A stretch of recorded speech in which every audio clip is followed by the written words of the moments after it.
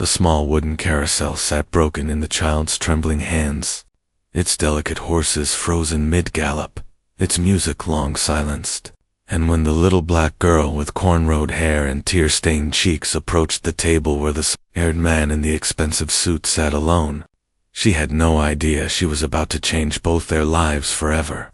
"Mister," she whispered, her voice barely audible above the gentle hum of the upscale cafe, "can you fix my toy? It was our last gift from Dad." Alexander Chen looked up from his untouched espresso, his steel-gray eyes meeting the child's hopeful brown ones, and for the first time in 3 years, since the accident that took his wife and daughter, he felt something crack open inside his carefully constructed walls. The cafe fell away. The murmur of conversations and clinking of porcelain became distant, and all he could see was this brave little girl holding her broken treasure like it contained her whole world, because perhaps it did. "What's your name?" he asked gently, his voice rusty from years of speaking only in boardrooms and giving orders, never truly connecting, and she said, "Maya." "Sir, I'm Maya Brooks. I'm 9 years old, and my daddy gave me this before he went to heaven 2 months ago. He said, as long as the carousel plays our song, he'd always be dancing with me, but it stopped working yesterday, and Mama doesn't have money to fix it, and I saw you sitting here and you looked like someone who might know how things work." Alexander's throat tightened because she was right. He did know how things worked. He'd built a technology empire from nothing, had patents on devices used worldwide, could dismantle and reconstruct almost anything mechanical.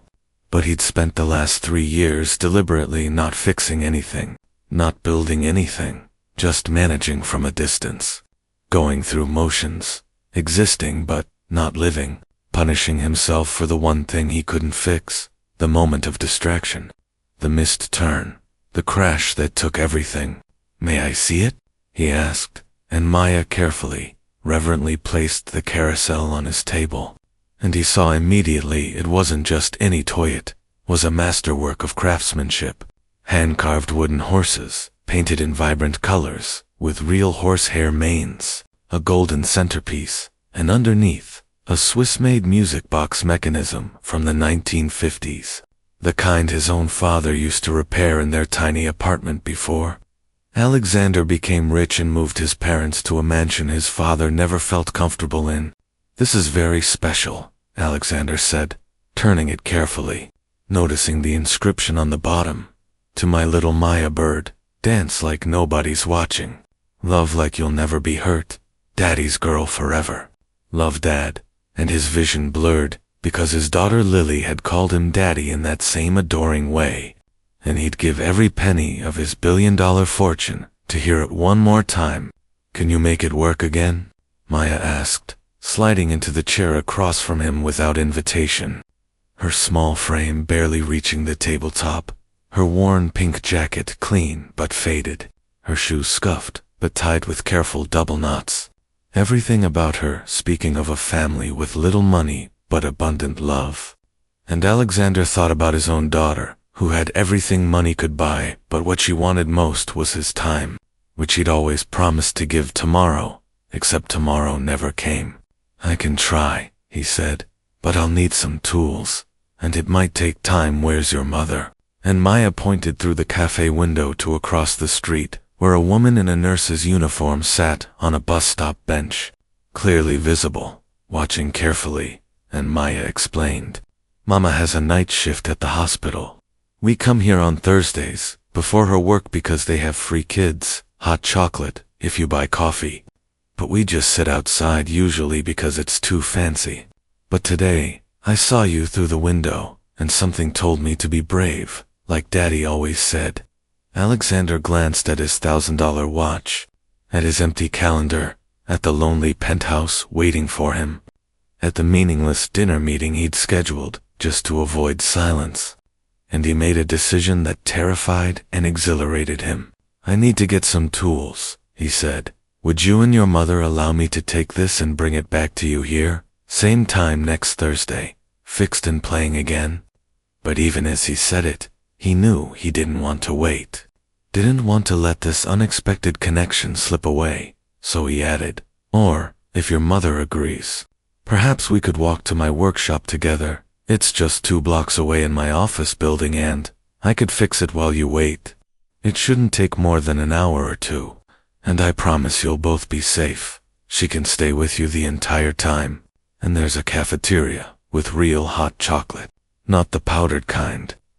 Maya's eyes went wide, and she ran outside to her mother, and Alexander watched through the window as the little girl spoke rapidly, gesturing back at him, and the mother younger than he expected, perhaps early 30s, with the same warm brown skin and intelligent eyes as her daughter, wearing exhaustion like a second uniform, looked at him with understandable suspicion. So Alexander did something he hadn't done in years. He smiled, genuinely smiled, and walked outside, extending his hand. "Mrs. Brooks, I'm Alexander Chen. I know this is unusual, but your daughter asked me to fix something very precious, and I'd very much like to help, if you'll permit me. Here's my business card. You can look me up right now on your phone. My office building is 2 blocks north, full security, cameras everywhere. You'll both be with me the entire time, and I give you my word as a father who lost his own daughter that I would never harm a child." Sarah Brooks took the card, her eyes widening as she read it. Everyone knew Alexander Chen, the tech mogul, the billionaire recluse who'd vanished from public life after his family tragedy, and she searched his face, seeing something there that made her shoulders relax slightly. "Why?" she asked simply. "Why do you want to help us?" And Alexander looked at Maya, clutching her broken carousel, and said the truest thing he'd spoken in 3 years. "Because I've been broken for a long time, and I forgot how to fix things that matter. And maybe remembering will help us both." Something in his raw honesty reached Sarah, and she nodded slowly, keeping Maya's hand firmly in hers as they walked together through the early evening streets, Alexander shortening his usual brisk stride to match their pace, noticing things he'd stopped seeing: the flower vendor packing up for the night, the street musician playing violin, the way the sunset painted the buildings gold, the same beauty that had existed all along while he moved through the world like a ghost. His office building's lobby intimidated with its soaring ceilings and modern art, but Alexander guided them past the staring security guards into his private elevator, up to the executive floor, where he had a personal workshop he'd built but never used, a space designed 3 years ago when he still believed he'd continue inventing, creating, living. The workshop was pristine, tools organized with obsessive precision, workbenches empty of projects, and as Alexander flipped on the lights, Sarah gasped, because one wall was entirely glass overlooking the city, and Maya whispered, "It's like a castle in the sky," and Alexander thought about how Lily used to say the same thing about his home office and the house he'd sold because he couldn't bear the memories. "Make yourselves comfortable," he said, gesturing to a comfortable seating area he'd installed for clients who never came, and he brought them real hot chocolate from his private kitchen, rich and topped with whipped cream. And Maya's delight at the simple treat cracked his heart further open. Then he sat at his workbench, put on his magnification glasses, and began the delicate work of diagnosis, his skilled fingers remembering their purpose as he carefully opened the carousel's base, finding the music box mechanism inside was indeed jammed. A tiny gear had slipped, and another had cracked, probably from being wound too enthusiastically by loving small hands. And he knew he had the parts to fix it, because he'd collected vintage music box components for years, a hobby from before, from when he was still himself. As he worked, Maya approached quietly, watching with intense focus, and he found himself explaining what he was doing, just as he used to explain things to Lily during their 2 rare moments together. And Maya asked intelligent questions, showing mechanical aptitude that surprised and delighted him. And gradually Sarah joined them, and conversation began to flow. "Your father," Alexander asked gently, as he aligned the new gear, "what did he do?" And Maya's face illuminated with love and loss. He was a carpenter, she said. He built things, beautiful things. He made our kitchen table, and my bed frame and Mama's bookshelf. He was going to teach me woodworking when I got bigger, but then he got sick. The cancer came fast, and he spent his last money on this carousel because he knew he wouldn't be at my 10th birthday or my high school graduation or my wedding. And he said every time I played it, I should remember he's dancing with me. That love doesn't end just because someone goes to heaven. Alexander's hands stilled, and a tear dropped onto the workbench before he could stop it, and he heard himself saying things he'd never told anyone. My daughter Lily was 7 when she died. My wife Jessica too. Car accident, and I was supposed to be driving, but I had a meeting. I always had a meeting, so Jessica took Lily to dance class instead, and if I'd just been there, if I'd just chosen differently, they'd still be alive. And I've spent 3 years believing I didn't deserve to be happy or create anything beautiful again. That the best thing I could do was just exist quietly until it was my turn to go. Sarah moved closer, her nurse's instinct to comfort overriding her reserve, and she said softly, "Mr. Chen, grief makes us believe lies about ourselves. I know, because I believed that if I'd caught my husband's cancer earlier, if I'd insisted on tests sooner, I could have saved him. But my grief counselor helped me see that sometimes terrible things happen and it's not our fault. It's just the unbearable randomness of life. And the only thing we can control is whether we let it destroy us or whether we choose to honor those we lost by living fully, by being the people they believed we were." Her words settled into Alexander like seeds in fertile ground, and he returned to his work with trembling hands, replacing the cracked gear, realigning the mechanism, carefully tuning the cylinder so the pins would strike the comb teeth correctly. And as he worked, Maya told him about her father, his laugh, his terrible singing voice, his blueberry pancakes every Sunday, his strong hands and gentle heart. And Alexander told them about Lily, her obsession with dinosaurs, her fear of butterflies, which made no sense, her absolute certainty that she'd be a veterinarian for dragons when she grew up, her way of saying "I love you" to the moon and back again every single night. 2 hours passed like minutes, and finally, carefully, Alexander wound the key on the bottom of the carousel, held his breath, and released the mechanism, and the carousel began to turn, slowly, perfectly, and the music box played its song, La Vie en Rose, and the tiny horses galloped in their eternal circle, and Maya's face transformed with pure joy as she clapped her hands and said, "You did it. You fixed it. Daddy's dancing again." And Alexander felt something he thought he'd never feel again: purpose, connection, the sense that his skills and his life still mattered. Sarah was crying silently, and Alexander found himself crying too, and Maya hugged them both with the unself-conscious affection of a child who understood that sometimes adults needed comforting too. And in that moment, in that workshop, high above the city, 3 broken people found themselves slightly more whole. "How much do we owe you?" Sarah asked, reaching for her worn purse, and Alexander shook his head firmly. "Nothing. This was my privilege, truly." But Sarah insisted.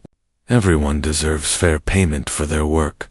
My husband taught me that." So Alexander considered and said, "Then I'll accept payment in the form of friendship. Have dinner with me, you and Maya, not somewhere fancy, somewhere with good burgers and terrible coffee, somewhere normal. Because I haven't had a normal moment in 3 years, and I think I need to remember how." Sarah studied him, seeing past the billionaire to the lonely, grieving father underneath, and she agreed. And they went to a diner Maya loved, with sticky menus and the best milkshakes in the city. And they talked for hours, while Maya played her carousel quietly at the table, rewinding it again and again, the music a gentle backdrop to new friendship forming. In the weeks that followed, Thursday evenings became sacred. Alexander would meet Sarah and Maya at the cafe, sometimes fixing other broken toys Maya collected from her neighborhood friends, sometimes just talking, always listening, learning to be present rather than productive, to value moments over meetings. And Sarah shared her own struggles, balancing crushing hospital shifts with single motherhood, her dreams of becoming a nurse practitioner if she could ever afford more school, her fierce pride in her daughter's brightness and kindness. One Thursday, 2 months after their first meeting, Alexander arrived with papers that Sarah initially refused to touch, but he insisted she read a full scholarship fund he'd established in Maya's father's name for children who'd lost parents, and a separate educational grant for Sarah's nurse practitioner program. And before Sarah could protest, he said, "I have more money than I could spend in 10 lifetimes. And for 3 years, it's meant nothing, just numbers and accounts. But this, helping you, honoring your husband's memory, giving Maya opportunities, this makes it mean something. Please, don't take this from me. Let me do something good with what I have." Sarah wept and accepted, and hugged him with the gratitude of someone who'd been drowning and found unexpected rescue. And Maya hugged him too and whispered, "I think Daddy and Lily sent us to each other. I think they knew we could help you not be so sad anymore." And Alexander realized she was absolutely right. Months became a year, and Alexander transformed. He returned to active leadership of his company, but with new priorities, establishing work-life balance policies and grief counseling benefits, creating innovation labs where he personally mentored young inventors, funding programs for underprivileged kids interested in engineering. And he smiled again, laughed again, felt again, because Maya and Sarah had shown him that healing doesn't mean forgetting. It means integrating loss into a larger story of hope. On what would have been Lily's 11th birthday, Alexander invited Sarah and Maya to a private ceremony at Lily's grave, where they placed flowers and Maya played her carousel and told Lily's stone about her own daddy and how she thought they were probably friends in heaven. And Alexander felt peace settle over him like a blessing, the crushing guilt finally giving way to bittersweet gratitude for the years he'd had, however imperfect. At Maya's 10th birthday party held in Alexander's penthouse at her delighted Bincest, surrounded by her school friends and neighborhood kids and Sarah's nursing colleagues, Alexander presented Maya with a gift, a handcrafted wooden toolbox made from walnut, engraved with Maya Brooks, builder of beautiful things, filled with child-appropriate tools, because he'd been teaching her woodworking and engineering, and she showed remarkable talent. And inside was also a letter explaining that he'd established a trust for her education, from elementary through whatever graduate degree she chose, because her father's investment in asking a stranger for help had saved Alexander's life, and he intended to honor that. As the carousel played and children laughed and Sarah smiled at him with affection and gratitude and something like family, Alexander understood finally what his therapist had been telling him for years. That tragedy doesn't have to be the end of the story. That guilt can transform into purpose. That the best way to honor those we've lost is to love those we're given. That broken things toys hearts, lives can be fixed. Maybe not perfectly, maybe with visible scars, but fixed nonetheless, still beautiful, still functional, still capable of music and motion and joy. The little girl with the broken carousel had asked if he could fix her toy, but really, she'd fixed him, reminding him that his hands were meant to create, his heart was meant to love, his life was meant to matter, and that even in the deepest grief, even when it seems impossible, there's always hope for healing if we're brave enough to accept help from unexpected places, and generous enough to offer help in return.